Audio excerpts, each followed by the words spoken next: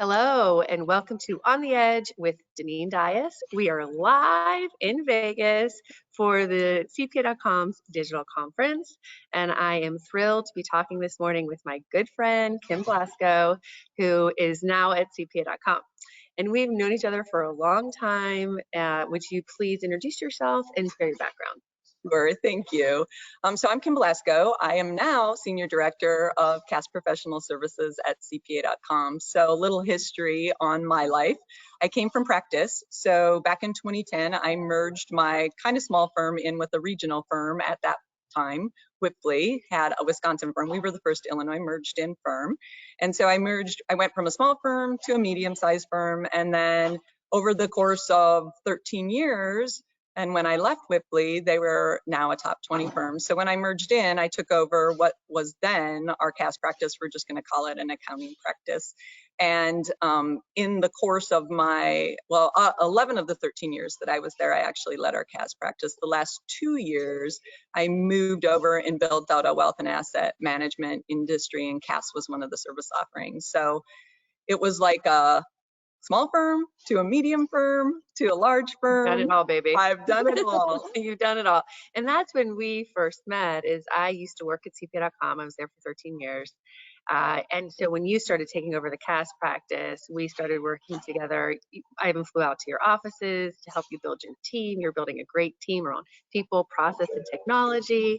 And so I'm super excited that you're at CPA.com now, bringing all of this experience as a practitioner to CPA.com, but now helping firms with all of the successes and pain points. And like, it's a challenge. Building CAS is hard. So if you would share what your role is now at CPA.com and what you're building here. Yeah, so one of the reasons I mentioned the small, medium, and large situation is because at CPA.com, we work with all sorts of different size and maturity of practice firms, right? So it's important that I understand the struggles of a small firm, the pros and cons of every size, right. And the struggle. It is very different. It really is. Different boulders, different size boulders. For certain, you get to the larger firm situation and the boulders are fairly significant. And when you want to transform, it's a lot more complicated. You have, there's definitely more levels that you have to get through in order to do your transformation. So I want to talk a little bit. Sorry, you guys. No, they're fine. They're fine. Okay, sorry, we're doing a podcast.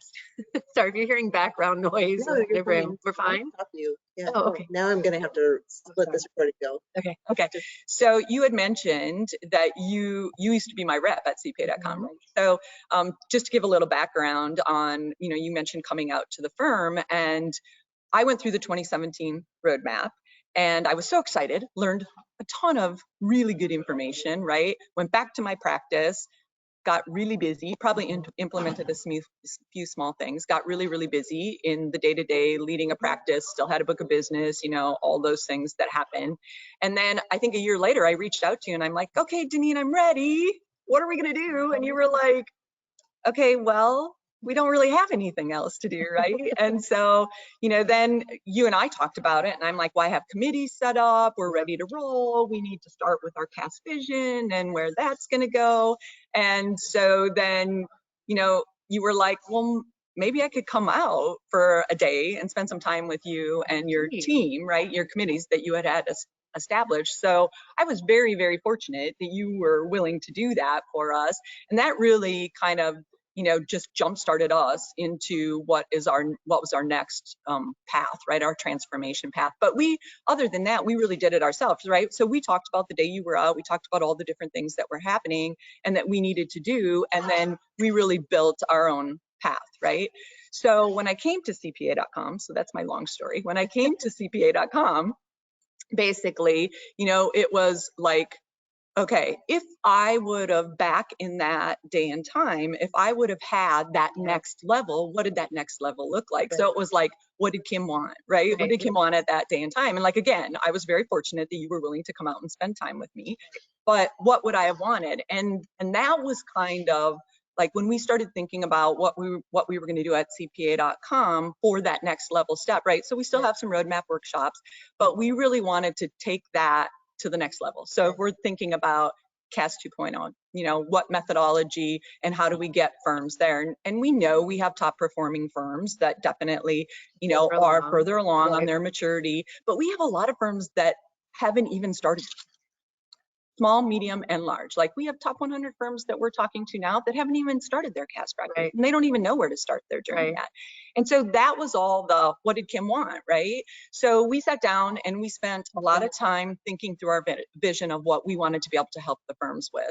And that was our birth of our coaching and consulting program, really. So, you know, really taking what we were doing, what CPA.com was doing before, but really making it an accountable plan, right? So the coaching program is an 18-month program. Okay. Every quarter, there's a new topic. Okay. And it starts with what you have to do first, right? Which was what you came out and did with me, CAS vision, right? You have to figure out what your vision is because everybody's CAS practices are different. There's similarities. But there are similarities, yeah. Everyone can decide what they want it to They be for can. them. Yeah. They can. And so, you know, it's like all figuring that piece out. So every quarter we have a new topic. We start with a 4-hour group session. So it's a cohort. And then in the second month of the quarter, it's a roundtable. So I've been on a roundtable forever, and roundtables are truly, as a CAS lead, the most valuable thing you can have, really the best. And then the third month of each quarter, we're doing a one-on-one coaching session with each of the firms individually. So we're building a community, we're then giving them an execution plan that they have to work on in that quarter period. And then we move to the next topic and we start building really overall on the plan as you need to. Yeah, so we have basically 6 topics. We do start with a pre-coaching topic. That's our governance and strategy piece, because we do think at CPA.com that having your senior leadership or your executive leadership in line with your CAS leadership is the number one thing you have to do. It changes the push of the boulders. It changes the complexity of making decisions within your CAS practice. So that's our pre-coaching session. And then we move into our coaching sessions. And at the end of the 18-month period, you have a full plan, you've executed on the individual things as you've gone along, and you now have an actual functioning operational CAS practice. And you have a team of other practitioners that are going through this journey with you, that are all, not just you as the coach, right? But that are going through similarities or differences. You now have a community that can really help and support what you're building. It's so important. And being able to just bounce things off of other people of like size. So that's another thing. Our cohorts are going to be like size firms. So small firms will be in their own cohort. The medium, large firms will be in a separate cohort. So, you know, I've sat at roundtables before, like at conferences where there's like all different size firms. Yeah, and really, honestly, the pain points are different. We talked about this in the beginning. So you really need to like kind of give people sounding boards with this that have the similar problems. Because even here at the digital conference through the years, we have roundtables. I mean, that's what people love about especially this conference. Right. You're meeting other CAS leads. It's very hard to find other CAS leads because there aren't other conferences for CAS leads, right? So you're not going to go to a tax conference and audit conference. It's hard for them to find each other. So here they find each other, but then we started having tables for like top 100 firms and, you know, top 500 firms, so that they can then, for the roundtable, go to the table and find each other, because it's even hard to find other CAS leads from a top 100 firm. So you're building that. Yeah, I think that's powerful. Yeah, and we are going to do that. So we're going to do it beyond our coaching program too. So I'll talk a little bit about the consulting program. So our consulting program is a more condensed program. It's a 12-month program, and CPA.com, my team, will do a lot more of the work with the firm. So we'll do more on-site stuff, whereas as the coaching program is all virtual, this will be more on-site type of work. We'll be doing a lot of interviewing. We'll be doing all the documenting. We'll be helping them with their execution plans. You know, so like, you know, maybe a firm wants to do it quicker, or they don't necessarily have the same executive team that they need in order to build and implement. It's hard if you're a CAS lead and you don't really have like a downline with higher level expertise or leadership execution capabilities. It's really hard to build that on you. You don't have anybody to talk to, right?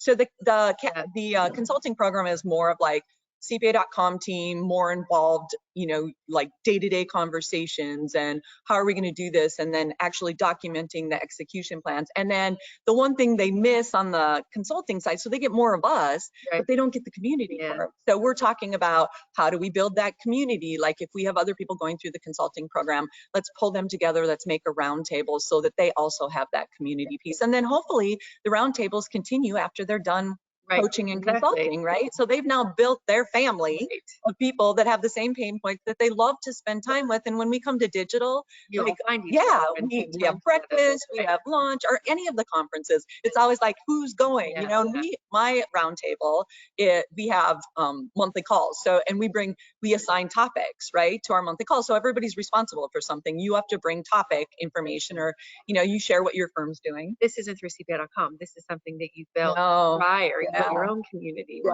right? That's Yeah. what- And I that's was what just that- really super lucky that I fell into a group of people that really, and we're all fairly large firms, although some people were in smaller firms that have ended up merging into larger Yeah. firms. But, I was just really lucky that I ended up finding my people, right? But now you're taking all of that experience and you're now creating that. Yeah, for other people. And that's how you're taking all this to the next level.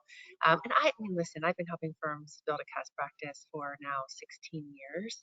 And it's shocking to me that I still hear the same pain points, right? And the big one is internal education. Like you come to these conferences, you go back to your firm, you get busy doing what you're doing, but also not everybody at the firm heard what you heard. Right. And so I love that you're building a community, but you're also in the consulting going to do some of that internal. Yeah, so I'll talk about that a little bit in our coaching and our consulting program. So I already talked about the front end, right? That pre-coaching session that we do, because Right. that's getting senior leadership on board. Okay. But then in our marketing section, it's an internal and external marketing Oh, good. section. So like, how do you educate your firm? It is, yeah. Like, how do you educate your firm? Because you literally need to get to people in tax and people in audit and the other people that are in the consulting and advisory. Like, everybody needs to understand CAS, because if you don't do that, they think you're bookkeeping, right? And we're not bookkeeping. Right.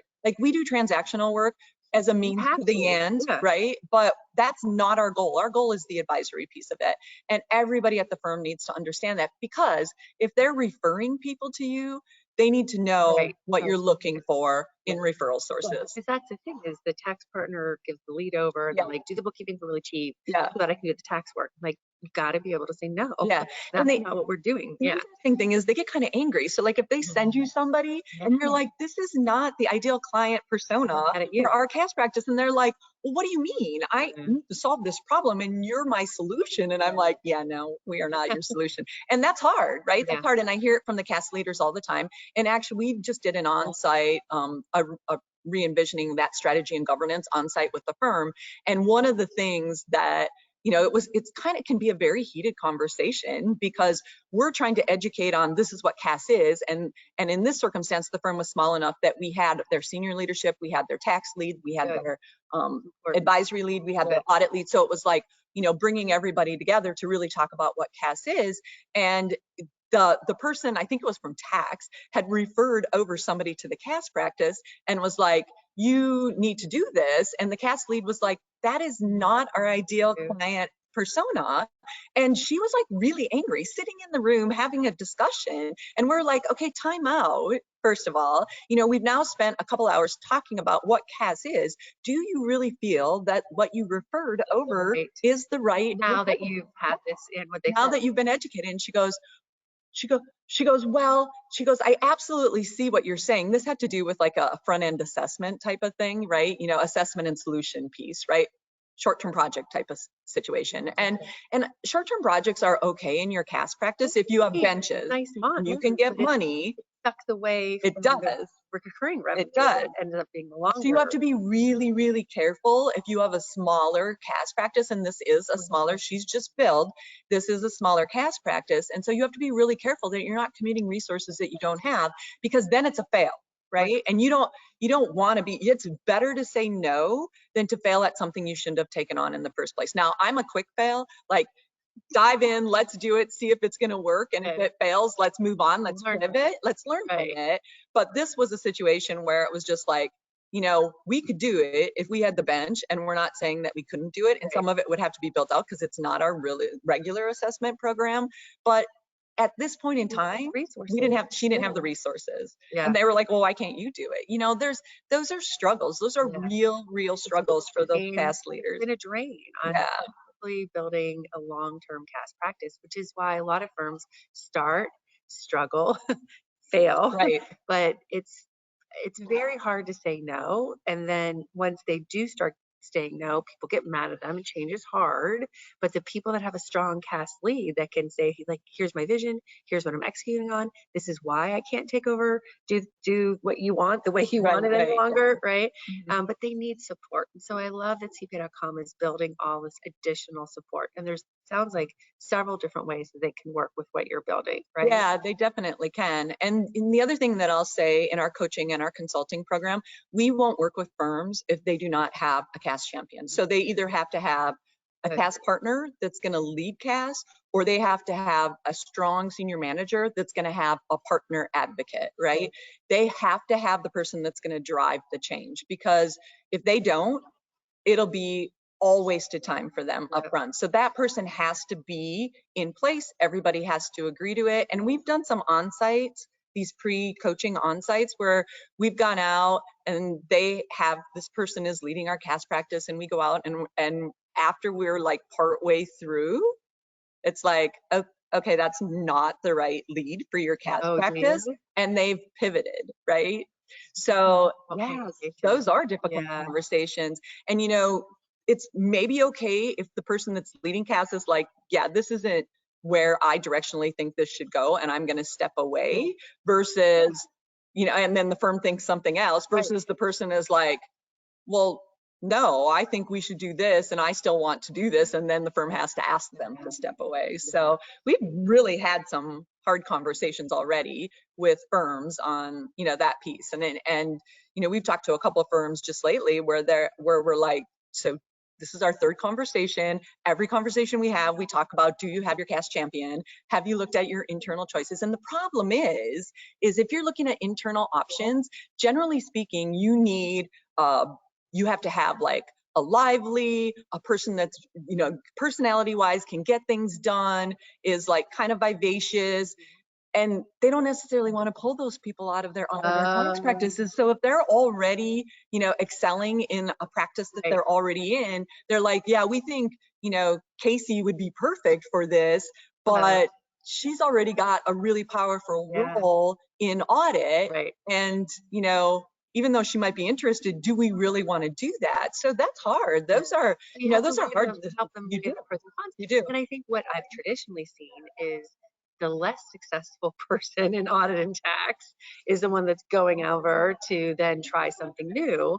And you're like, well, why, if this is the future of your firm, and if you really believe that accounting and advisory is the future of your firm, why are you putting your weakest person in charge of something that's really the future? Well, I didn't work over there, so let's try them over here. And I'm like, you can't do that. You know, like, you need a powerhouse. This role is going to require a powerhouse. There's a lot of change management. There's a lot of execution. There's placing your team, figuring out your gaps. There's just a lot involved in this role. So you can't do that. If you can't find somebody internally, you have to go look for somebody externally. The number one question I've had for years, who do you know that can come in build my CAS practice? And everybody wants to find that person, because bringing somebody in from the outside that's strong, that has experience, is a way that you're going to track your CAS practice. But everybody wants that person, and there's not a lot of those people, right? It's all still new. So here is a conversation that I've had again in the last couple of weeks. We're talking to a couple of top 100 firms that don't even have a CAS practice at all. And they're like, well, should we build from scratch or should we buy? So that's the other thing. They're like, or buy it. I say, build what do you say? or buy it. Okay, so I say buy it. There's pros and cons to everything you do, right? So building it, you get to pick how you have your CAS vision and move it forward from the beginning. Buying it, you inherit. You inject, somebody who's already done it. The complications, you know, is the culture the same? Is this really what we want to do? Or are we going to buy and then have a whole slew of change management and then as well? You see sometimes when they buy it, if there's not a culture fit or they don't have longstanding relationships with the other partners, they kind of come in too strong. Yep. And then there's all that Yeah, friction so it with doesn't people work you want. anyway. Yeah. All right, we are at time, but I think you're perfect for this job. I'm so happy for you. And you can see the passion and the excitement, and you bring so much in this space for people that I'm thrilled. So how can people reach you if they have questions? So you can contact me through email. So I'm kim.blascoe, BLASCOE @hq.cpa.com, or you can go to LinkedIn and find me on LinkedIn as well. Great. Thanks, everyone. Thanks. Bye. Well, how are we?